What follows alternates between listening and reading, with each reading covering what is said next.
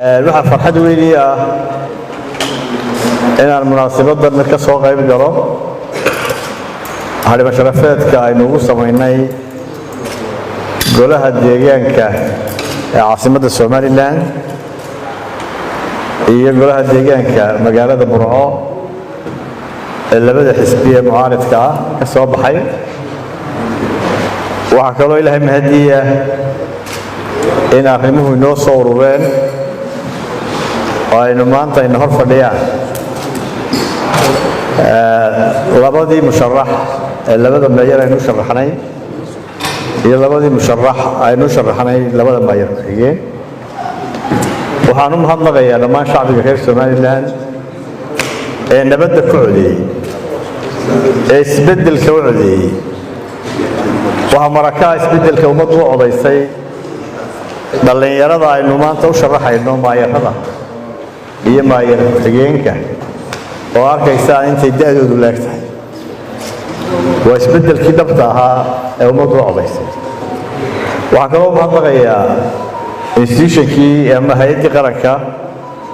ee inoo maamuleysay doorashooyinka komishanka qaranka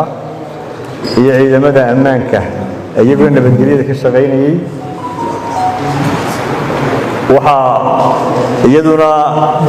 guul u ah labada xisbi inay samaystaan isbahaysi siyaasadeed isbahaysiga siyaasadeedna kuma cusbo Soomaaliland 2005tii xisbiga kulmiye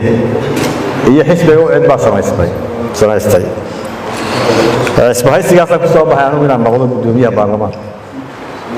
waxaan maqlay qaar kulmiye oo isbahaysigu waa xaraan mabarigaas ku too xalaal ah qasiibaha marka waxaan u mahadnaqayaa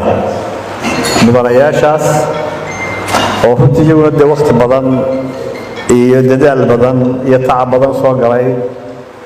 inay ka soo baxaan tartankii adkaa ee la soo galay ee labadii doorasho ee saaraa waxaa Ilaahay uga baryayaa in